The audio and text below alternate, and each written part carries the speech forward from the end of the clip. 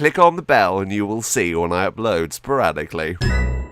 Hey guys, and welcome into the Roxy report. Okay, so it's been 5 years since I started transitioning, and this was brought up to me recently when I did my video on my timeline, and I've been thinking about it the last couple of days.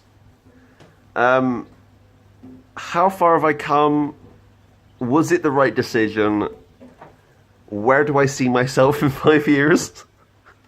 And what can I tell myself back then? Firstly, I tell myself that I have a very successful YouTube channel and also sexy librarian glasses. No. When I found out what gender dysphoria was, I didn't know what to do. It was this weird thing that I found in a forum on the internet, and I never thought that I'd do anything with that knowledge. I think I just got to a point in my life where I couldn't keep going the way I was without being honest to myself and others, and I waited on that for 2 years. I had that knowledge of gender dysphoria for 2 years, and I never did anything with it. I'd look up videos online, and I even ordered a wig. I ordered a wig. It was the worst wig ever, and it was terrible, and I had to hide it from everyone, and it came in a package, and I was so scared. So I hid this thing in my wardrobe, and I get out on special occasions. That's really dirty. But no, this wig was great, and I suppose that was the first foray into trying to be myself. As I've mentioned before, I think the first time that I ever wore women's clothing was at my mum's, going back years ago, where I'd put on her high heels and go out and have a cigarette with her. I wouldn't smoke, obviously, but she'd always go out and have a cigarette every hour or so. And I'd go out and stand with her and talk to her, and that was where we had some of our most funny chats. And I'd put on her high heels because I just found that really cool, and that wasn't weird. I never felt weird doing that. So coming out to people was hard. Coming out to my dad was hard, and I've already mentioned coming out before, and I don't want to keep delving on it. But what happened next? I think no one ever talks about what happens next. You see on social media, you see a lot of people coming out. And then you see a lot of people having their surgery. And then you see, look, this amazing transition from this person to this person. Oh my God, I can't believe it. It's so amazing. You never see what happens in between. And that's what I've been trying to do with my vlogs. And if you go back through my channel, I started this 4 years ago, and you can watch the progression of me, because I don't see the progression of me because I'm seeing myself in the mirror every day. So I never see that progression myself because it's slow. And recently I was asked, how long did it take for you to notice changes? And that was a hard thing for me to answer because I honestly didn't know. It was such a slow burn. Transition isn't quick. And I want to warn people who are hoping that they can just jump on hormones and have instant results, because that's how I felt it was going to be instantly. And I knew, and then I realized it's not that simple. It's not that easy. You can't just start hormones and then 3 days later have boobs. It's not that easy. I think the first thing that will happen is skin smoothness, and that is definite. And then about 3 months later, it depends on the person, everyone's different, so don't take this as gospel, but 3 months later, breast growth will start, and then stuff starts to change facially. That was how it worked for me. So I didn't notice stuff for about 2 months. And I suppose that's disheartening to some people, because some people are hoping it's a lot quicker, and it's not. I will say emotionally, transition has taken a burden on me. It has brought me down. I can get more depressed now than I ever used to. I get upset at the silliest things. I get emotional. I get attacked too much. I feel like I can get attached very easily, which isn't good. That's not a good thing. And that's my own downfall, I suppose. But sexuality and stuff is, of course, a big factor. For me, it was. Some people don't have any of this. So some people can go through transition and don't have any sexual changes. I did. I started to date. I started to fancy and then date guys, and that was weird because throughout my entire life, that was never my prerogative. That was never really who I was.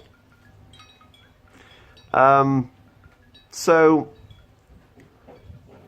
in 5 years, a lot has changed. I've changed emotionally. I've changed personally. I've become more outgoing. The fact that I've been on the radio 3 times in like a month, I would never have done that before. I've become a lot more confident. And that's great.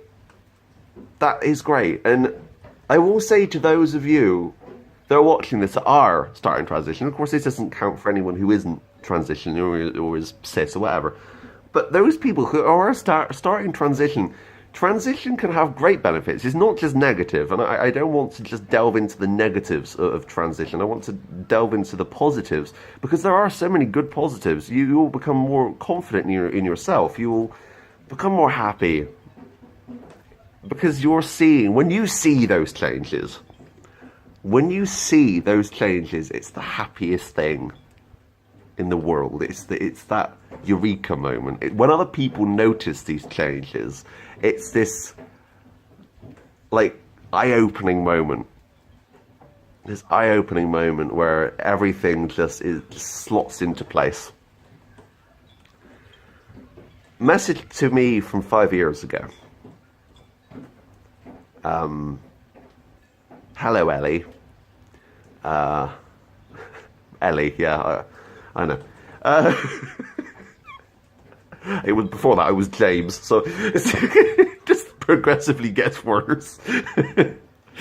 Hello, Ellie.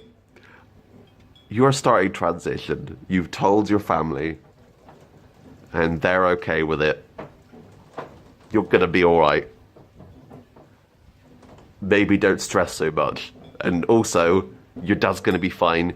Give him about a month for that piece of toast to fall out of his mouth. He'll be fine. He will become your best friend. He'll be on every video with you. He will be such a driving force for your transition. Don't worry about it.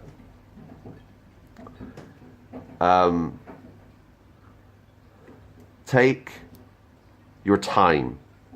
Don't stress about those little things that are insignificant in your life.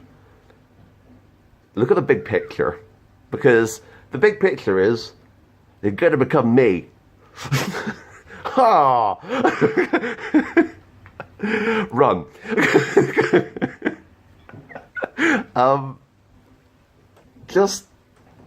And this goes for everyone.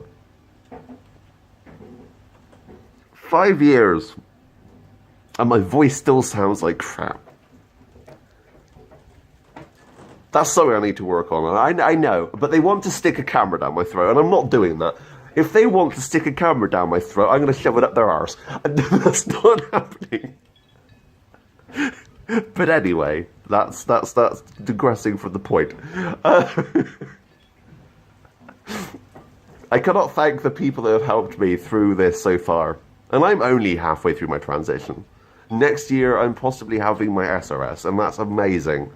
And that's great. I've never thought about having FFS. Facial feminization surgery isn't really on my agenda. I'm not saying that I look amazing. Because come on. But I don't think I need it. It's not that important to me at the moment. Maybe down the line. Maybe a breast boost. It's a new chocolate bar from Boost. It's called Breast Boost. Get your breast boost down here. I don't know. The biggest influencers in my life: my father, my mum, Salisbury Laser Clinic. If you're watching this, you're a big inspiration because you've helped me become the person that I want to be. My doctor, Dr. Borelli, if you're watching this, you're lovely and you've helped me through so much. Who else? Other people. People of the internet. My internet friends. I have so many, and I don't want to name just one because then everyone else is going to be like, "What? You didn't mention me?" Just know that everyone that is subscribed to me is an influencer. You are a giant influence on my life. And I can't thank you enough. Thanks for watching. Yeah, 5 years. It's been a ride, eh? Until next time, that's me. Out. Bye, guys.